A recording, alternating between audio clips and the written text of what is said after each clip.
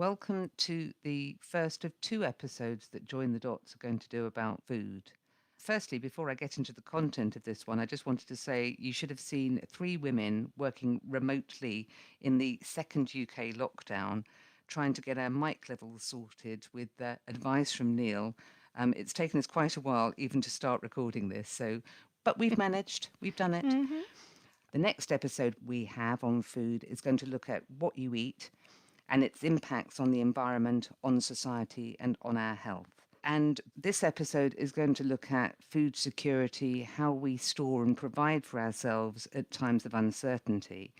And I, for one, started the year storing a good supply of loo roll and frozen berries, which former colleagues of mine in the UK government advised me were the things that I might get short of in the event of a no deal Brexit. And actually, those provisions stood me in good stead for the first lockdown, where I did not participate in the supermarket dash for loo roll in early March.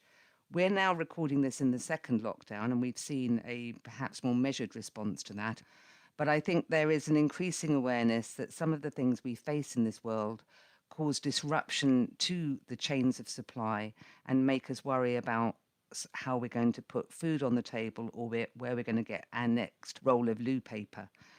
So, this episode will look at what food security is and how households can manage strategies to deal with this in a sensible and rational way rather than in a panicky way. So, Sabina, what is food security?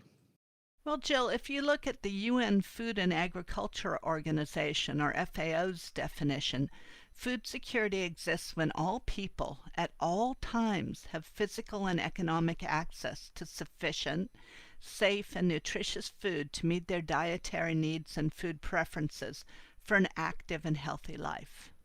Gosh, that's a mouthful, isn't it? I'm glad you read that out really slowly because it's all lots of useful words, but yeah, no wonder we feel alienated from experts. So, what does it look like in practice? Well, that's a very aspirational definition. You'll see an implication there of a global, equitable world that is not very close to what we have right now. If you Google the term food security because you're trying to drill down for more local or specific issues, the first several pages of hits address the developing world, places such as sub-Saharan Africa. And certainly the amount and quality of food available to such places is much less than in richer countries. Okay, that pause implies that you actually looked through those first several pages of Google search and found other things, but Absolutely, very that's good. I thought most of us stopped in the first page of Google search.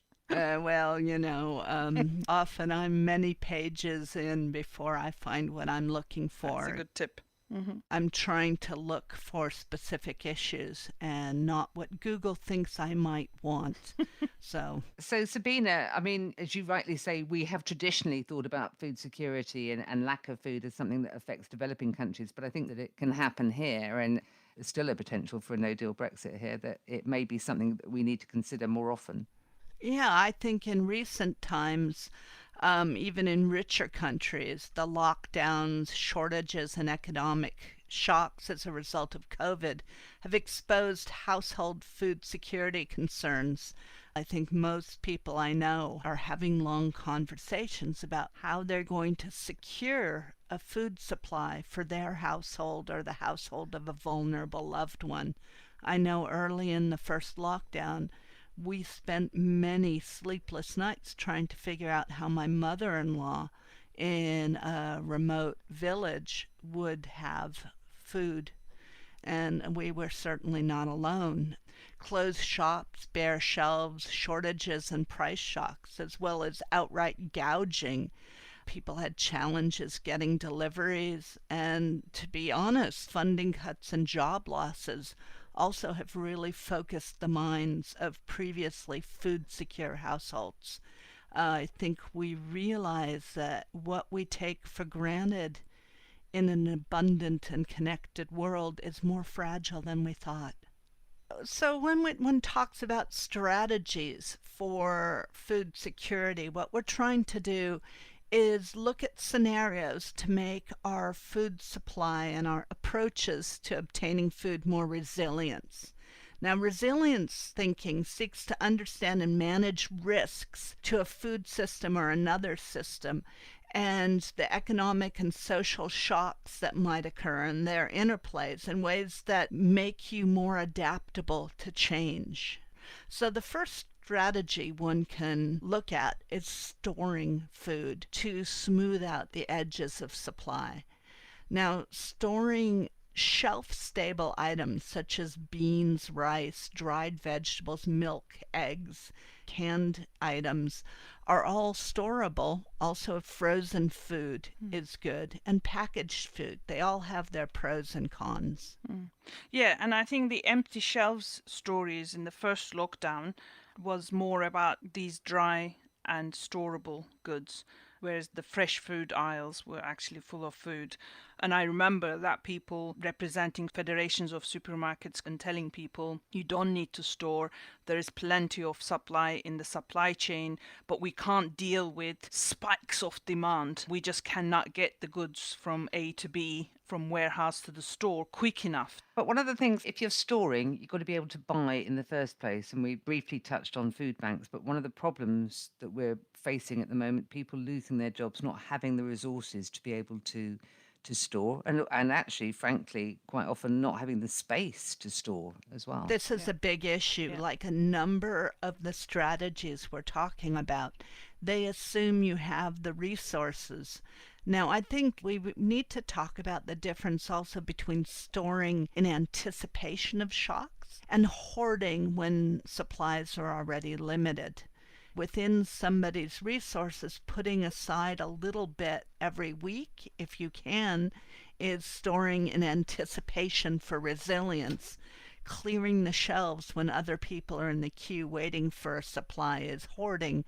And, we can have long discussions about personal care versus public good and how one balances that. But you're right.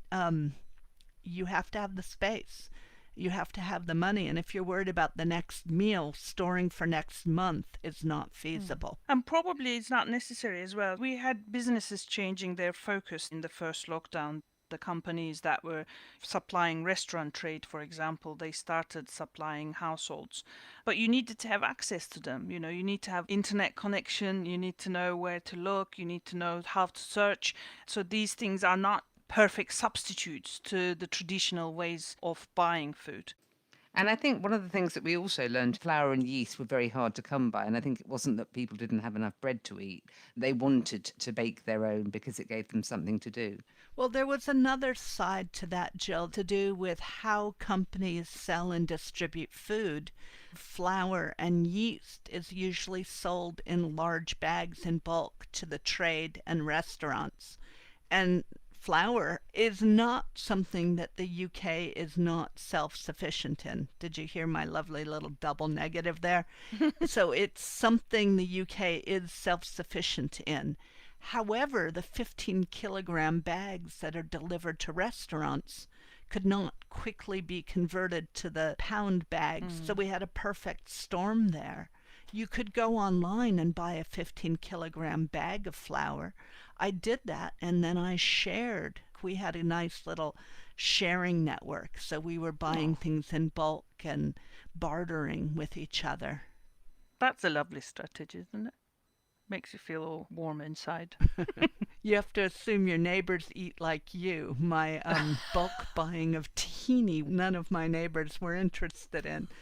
Flour, on the other hand, they were. Yeah. And then, of course, we tried growing, and I managed to grow 2 butternut squash this year. And given the time and attention that I put into them, each of them should be valued at around £100, I think. Yeah, but they're priceless, Jill. They're priceless, and they did taste slightly different. I'm not saying better, but different. But how much of that is a strategy that we can adopt? Well, in 1943, 20 million gardens were producing 8 million tons of food. I mean, we've all heard about victory gardens. And these gardens were planted both in public and private land during both the world wars to reduce pressure on public food supply. So that produced up to 41% of all the vegetable produce that was consumed by the nation. But I also tried to grow vegetables this time, and I had a nexus of an overactive puppy, not having the skills and understanding of British climatic conditions. I have a garden, but it's heavily shaded. 1 in 8 households in Britain has no access to a private or shared garden. And that is really talking about recreation. Probably fewer had access to growing space. I know when I heard you say 1 in 8 households, I thought that was like high percentage. But I think, yes, it's recreational, isn't it? We have more access to recreational grounds than grounds that we can actually grow food. Advocates of grow your own would argue that anybody can put a pot on a windowsill or on a balcony. Anybody can grow sprouts on a kitchen counter, though I found the seeds and the accessories are not cheap. Others have allotments, but they're oversubscribed. So no, it's not a cure-all. If food security continues as a concern, I think there will need to be systemic changes. There are a large number of schools that have gardens and are teaching children to grow food. But as Jill and I learned, it's not trivial, especially if you don't have endless time and if you, like me, are unwilling to use pesticides. You don't just toss seeds out and get food. Our grandparents that were growing victory gardens didn't necessarily convince us to plant vegetables later. In fact, I think a lot of those skills were dropped as people were relieved that we'd moved on, and some of that was rejected as a reminder of the past. Also, if you're trying to grow most of your food, you have to deal with abundance versus shortages. There's something called the hungry gap, a time of year where almost nothing is ripe or ready, which brings us back to storage, canning and drying, and things to spread out your harvest if you're lucky enough to grow food. From my point of view, it's been an extremely disappointing year where I had visions at the start of lockdown of being almost self-sufficient in veg. Most of them didn't germinate, and those that did were eaten by slugs. Well, my puppy stole almost all my tomatoes, a number of my plums, a lot of my apples. She is a very effective forager, and what she didn't get, the squirrels did. Yes. Okay, so we can't store everything, and many of us can't grow what we need, and even those of us who've got space to grow it maybe aren't very good at growing what we need, partly because of the climate, I would say. But what other strategies are there? Should we be eating differently? Well, before we discuss should we be eating differently, what are we eating? Well, it's interesting that 4 crops provide half of the world's food calories: wheat, rice, maize, and soybean. And then these are all very important to what we feed the animals and the meat we eat. Also, they're a big part of the commercial food system, but we're very dependent on very few crops. Well, that's interesting, isn't it? Because we've got the saying, don't put all your eggs in one basket, but we don't seem to mind out of millions of types of plants that we can have, we're only relying on 4 for half of our food. I mean, that's amazing. And that's not only amazing in terms of we're increasing our risk or insecurity, but also those 4 plants are taking the same nutrients from the soils that they're planted in. It's really bad, isn't it, not to have variety at that level of production. How about the variety at the household? That's very household dependent. If you eat a standard meat-rich diet, the bulk of your calories are coming from these. Even if you eat our recommended much healthier, more plant-based variety of fruits and vegetables, legumes and grains, we only tend to eat a handful of the thousands of edible plants there are, and often just a couple varieties of those, which make not just our household food resilience, but global food resilience very vulnerable. Those varieties are very vulnerable not just to import challenges, but also disease challenges. A lot of people I know eat very much the same thing week on week. I have friends that have the same menu every week or very small variations on a theme. Makes you very vulnerable to food shocks. The more you source your food broadly, the more you learn to eat and cook different things, the more resilient your food strategy is. And one would argue the healthier. But there's a conflict here because as the variety of what you cook increases, does it mean that you are eating out of season? Does it mean that you're not eating locally available food and you're sourcing your food from global? Is there a happy medium there? Yeah, there are different strategies, aren't there? I mean, a lot of people invoke the example of quinoa, which is much healthier, protein rich grain substitute, but that causes impacts where it's grown, where it was the primary food source for another culture. There are different approaches. One can try to eat locally. In regions like this, that means eating quite seasonally. It's a lot different in places like California, where a lot more foods are grown. I have found, for example, when I try to eat English asparagus in season, which is just phenomenally good, it's significantly more expensive than when I buy the stuff from Peru year round. So again, whether we're growing it or our region is, the choices are limited in our climate. You have a word for this actually. Is it locavore? Yeah, that's a fairly new term. Locavore. Barbara Kingsolver wrote a book called Animal Vegetable Miracle, where she talked about she and her family trying to eat locally for about a year, which posed a lot of challenges. You're going to find the reference to that book on our website, by the way. But perhaps we can talk about the nutritional value of food and relationship of that to price. And we all know that processed foods tend to be cheaper. Why is that when we know that natural versions of food is more nutritious? Isn't that nutritious a public benefit that should be supported? Processed food is cheaper because it's bulk produced, bulk bought, they have long shelf life. So all the things that cut cost is valued, therefore it's reflected in the price. But everything from the naturally grown foods that is good for the health is not valued as much, and the high costs are reflected in the high price. Well, part of this reflects the corporate capture and the overproduction of foods. Ultra processed foods are very much vehicles for selling excess of those key crops we talked about. They're ways of packaging corn syrup and those products that result from incentives to grow large volumes of calories rather than nutritional food. Going back to the household choice, to weigh the price of processed foods with the nutritional value you get from the natural alternatives as much as you're able to do that. And strategies to do that to some extent include some seasonal eating. Eating roots and squash in the autumn and winter, eating the cabbage crops more than we do, and eating more local tomatoes in the summer while perhaps eating tinned tomatoes out of season. But food miles can be a poor measure of all the impacts, as you've found, Ece.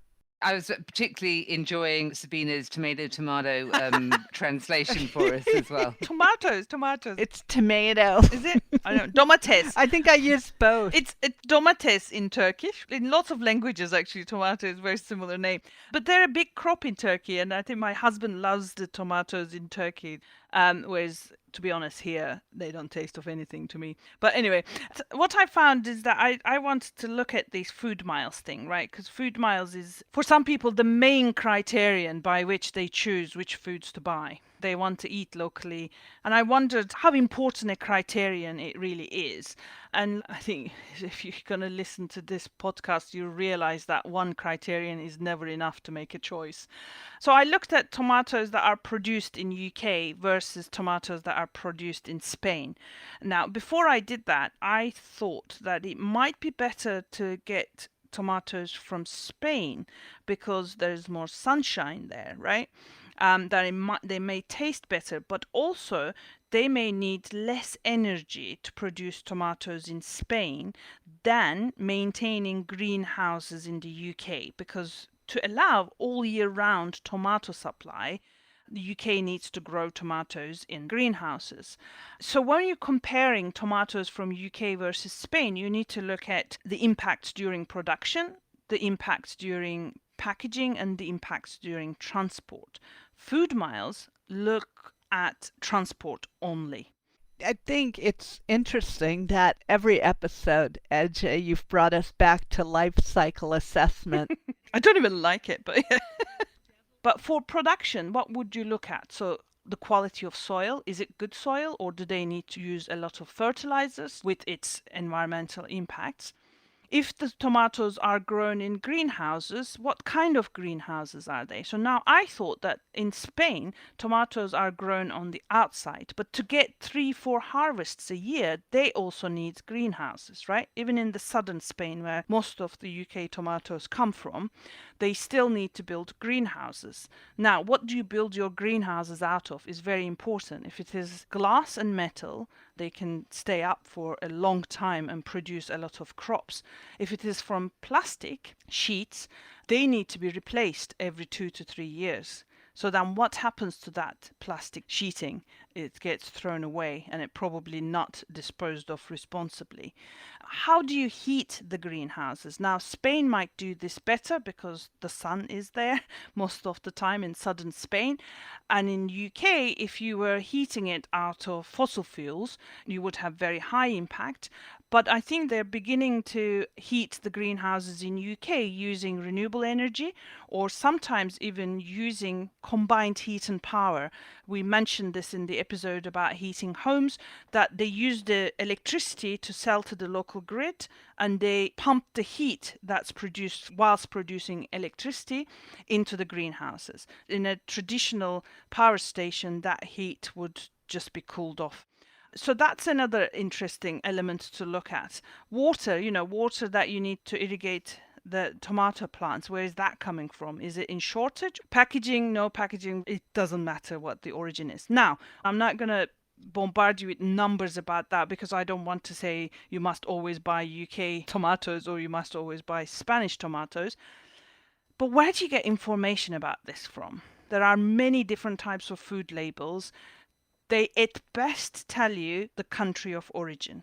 Now, shopping more and more online because of lockdown, it is very hard on supermarket websites to find origin information. In some supermarkets, that information doesn't even exist in the online catalogs. At best, you just have the name of the country. You have no information as to how that tomato is produced. A policy recommendation is that we need better labeling systems, and there'll be some references for labels to reduce food waste on our website.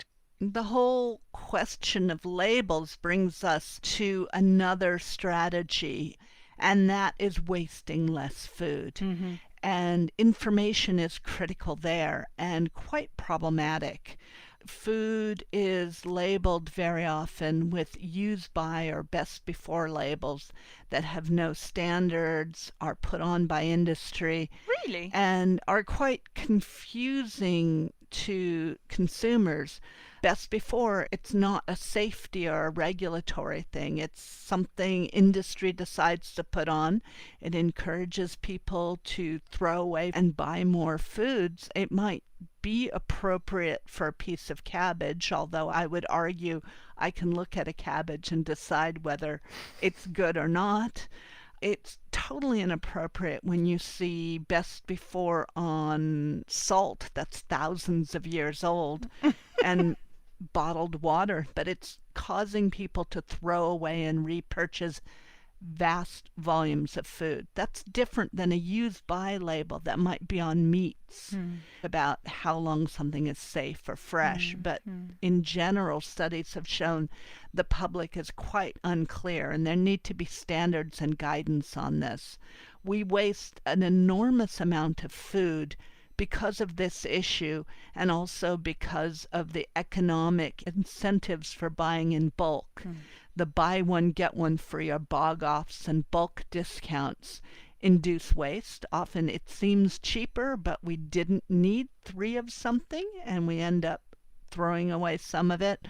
It also is unfair to those that can't afford to buy in bulk, either because they don't have the money or because they live alone. So to reduce waste, we need to standardize and educate about labels.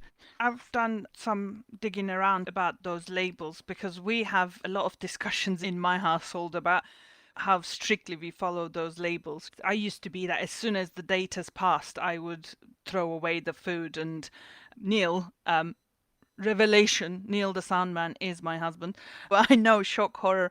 He says, why can't you just smell and look at the food or search for it, how to know whether food is good? I'm not a very good cook, so I don't. But there is actually a government organization called WRAP, WRAP, and we'll put links to that on our website. And they have this website, Love Food, Hate Waste. And they have a lot of advice on what labels should look like in the future. There's reams and reams of downloadable labels there and better information to households, understanding when things might be well past the healthy use by date and when not. So I strongly recommend people to visit those websites. Food waste statistics are shocking. And not only at the household level. I think it's something like the 25% of food is wasted after it leaves the farm. But in the US, 70% of food is lost before it leaves the farm gate. Can you believe all that energy, all those environmental impacts that go in producing food, 70% is lost before it leaves the farm? Do we know what that is? Because they sometimes overproduce, so there's no buyers, it doesn't get bought. There might be simply that there's not enough labor when the produce is ready to be harvested. Imperfections in the production. Sellers think customers want all the apples to look the same. Or it might be that in some countries the production is subsidized in the season before, so you plant the thing that people don't want to buy this year. It's shocking, isn't it? Aesthetics are a really big issue. If you look at orange growers in Spain, there's a disease that just causes some aesthetically displeasing scale on the outside of an orange. And if an orange has more than 3 of these spots, it can no longer be sold for market. And they essentially give it for free to the juice industry, which then drives, of course, heavy use of pesticides to avoid a scale that's causing just an aesthetic problem rather than addressing the fact that it doesn't really matter if your orange skin is perfect. But even in the household, part of the problem is that the way we cook and eat, and that we're not good at using leftover foods or even leftover cooked meals. We're very concerned about them going bad and don't always understand, or we just want something new and different the next day. Yeah, so I think WRAP has a statistics that says we waste 6.5 million tons of food every year, and 4.5 million of it is edible. And we're not talking eggshells or chicken bones. We mean the last few bites from your plate, or the bread crusts or potato peelings. I just said potato feelings. Potato peelings, all stuff which could have been transformed into something delicious. So what can we do about this? Well, the reason why WRAP has got all this information about labeling I just mentioned is because they think better labeling would change consumer household behavior so much that 2 million of that 6.5 million ton we waste every day could be avoided. So a third. A third of waste could be avoided if food labels are improved. Don't wait for the companies to improve those labels, people. Go and visit our website, then go to the WRAP website itself and inform yourself to reduce your household food waste. That will save you money and that would also help you eat better. I want to go back to something Sabina said earlier about diversity in what we eat. I studied home economics and I was dreadful. And actually, in terms of diversity, because I used to forget to bring the ingredients, I cooked scones every week because that's all they had the ingredients for. But I know that my mum used to sit down and actually work out what meals there were going to be every day of the week. And they were usually pretty much the same kind of pattern week on week, rather than leaving it to what's in the cupboard, let's just eat that. Whereas actually, if we're taught in school, one, how to cook, and two, how to plan what we eat to get the nutritional needs covered and to increase the diversity, that could be a way of actually reducing food waste as well. Then perhaps we get away from some of the issues that we have. I think that's a very good point, Jill. I'm slowly seeing more articles online about how to make 5 meals out of a chicken and things like that. So, not only planning, but also understanding how to cook with what remains. So, understanding how to cook food rather than follow recipes. So, yes, plan your meals, but also say, if I have A, B, and C in the cupboard, how do I do homestyle Master Chef and make a meal from it? Yeah. For those of you who haven't seen Master Chef, they're given 3 or 4 random ingredients and have to come up with a recipe. Occasionally, we have a parsnip, a potato, and some stock, and you have to figure out what to do with it. Oh my God, I wish I knew this in the first lockdown. We had tons of parsnip. I love a Because parsnip. yeah, I know, Yeah. but after a while. But yeah, rather than say, oh, I know after a while, I'm just going to go and buy something that comes from a million miles away or whatever, it's on me to learn how to make different things with parsnip rather than the delicious parsnip soup I have perfected over the spring. So we've talked today a lot about what food security is, what the vulnerabilities of the systems are, and some of the strategies that we can as individuals use, from storing food to growing food where we can, to trying to resist some of the incentives that supermarkets put before us, thinking about what we eat, trying to have a more diverse diet, thinking about learning how to cook in a way that our parents were probably better at than we were, in terms of calculating how much food each of us need and buying the right amount in the first place. When we don't do that, when we succumb to some of these incentives and offers, we end up creating a disgusting amount of food waste that, we can do a lot to address. And I think, for me, going to that wrap website and seeing how we can cut a third of the food waste that we're currently creating would be a sort of first step. And we really recognise that, contrary to what we want to do, this has been a bit UK focused, but food security is a global issue, and climate change and pandemics affect people everywhere. We've scratched the surface on a lot of these things, so we are going to have another episode on food, and we'll be talking more about what we eat and also about access to food. For the moment, think about what you eat, don't panic, and there's plenty you can do